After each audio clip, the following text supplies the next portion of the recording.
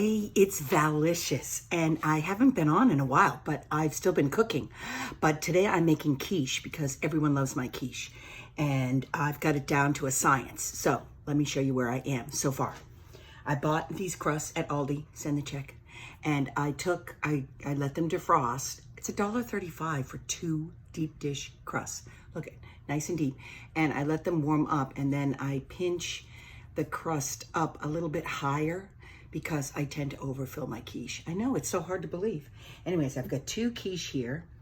I've got some cheese. I've got mozzarella. I've got cheddar. I've got Monterey Jack. I've got Gouda. I've got Gruyere. I think I said that right.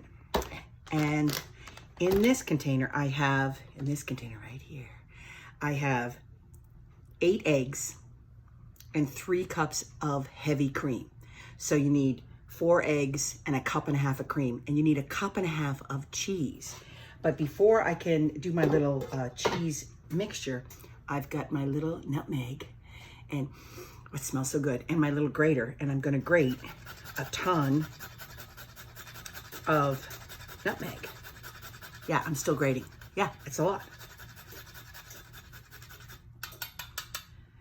Oh, it smells so good. There, I think that's enough. And I save it in this little, I just buy the whole ones.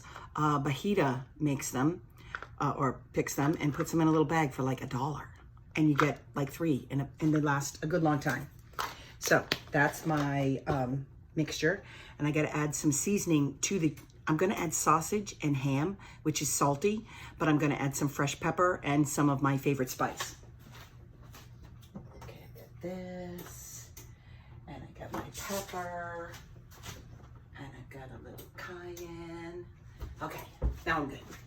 All right, so this is just cayenne, just a sprinkle. That's it, 1 sprinkle. And this, oh, I've told you about this before. The Bologna, it's backwards, isn't it? Sea salt with fresh herbs, rosemary, garlic, sage, and black pepper. So I'm gonna put 1, 2, 3, 4, 5, 6 shakes. Very precise measuring, as usual. And pepper, 2, 3, 4, 5, 6, 7, 8, 9, 10, 11, 12, 13, 14, 15, 16, 17, 18, 19, 20. That's it, 20. Now I'm gonna take a fork, and I'm just gonna stir this up because it's really full. Oh yeah, baby. Oh, this is the custard. Now some quiche actually have you put like 7, 8 eggs. This is really creamy, so I suggest less eggs, more cream, more cheese, more goodness, more deliciousness. Okay, so now I've got frozen spinach, thawed and squeezed. I've got green onions. I've got diced up sliced ham, diced up regular ham. I've got some cooked sausage. I think this is hot sausage. And I've got some little round sausage, whatever you got laying around. You could probably put just about anything in here. So I'm gonna sprinkle a little of this sausage in the bottom of this one. Turn this so you can see. Okay. And I'm gonna sprinkle a little sausage in this one. And make sure there's no big clumps and just spread them around. Ooh, that's a big clump, can't have that. Once you have all your ingredients ready, once you have them all ready, you just can dump and go. My oven is preheated to 400 degrees, and I will try to attach the actual recipe. Okay, there. Now I'm gonna sprinkle some ham. And it's sliced together. Some of it is gonna stick together. That's okay, it's ham, it's all good. And you could put broccoli in here. You could put sauteed mushrooms. I'm actually gonna put a little sliced zucchini in these, I think. Just a little bit because I didn't pre-cook them. There's some ham. Oh, there's lots of ham. Oh, some fell over. Get in there.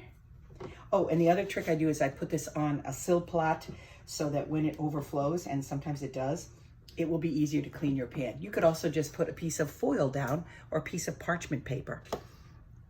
Now I am gonna put some cheese and I want layers. So this is the Gruyere, which is a type of Swiss. You don't have to use this. You can just use cheddar and a little mozzarella. You can just use whatever cheese you have. That's what makes this so wonderful. So there we have the cheese. I have 2 more quiche to make after this. Little Monterey Jack. Supposed to have a 1.5 cups of cheese. And there we go, little squirrel, a handful. See, a handful. It's a very precise measuring thing. Okay, and then I mush it down. I'm mushing it down because I want to make room for the custard. Do I need some cheddar? Yeah, why not? I could also put cheddar on the top. Oh, 3 cheeses. 3 cheeses. Oh, look at that. It's so difficult. Oh, so hard. Okay. So I've got some cheese. I've got some sausage. Now I have these little ring sausage too. And this is actually maple sausage. I cooked them and I sliced them. I think they'll be pretty in there. Yeah. Just spread them out. Anyway, you could get really type A and make sure they're all perfectly spaced. But I'm not going to worry about it. Because when you pour the custard in, they'll kind of float around a little bit too. So there's the sausage. Well, that one is definitely needs to be separated. Sorry. You can also make this into a crustless quiche by spraying a square pan and doing exactly the same thing, exactly the same ingredients. And believe it or not, it does not stick. Probably because all the fat and the heavy cream. Now I'm going to sprinkle a little green onion and a little green onion.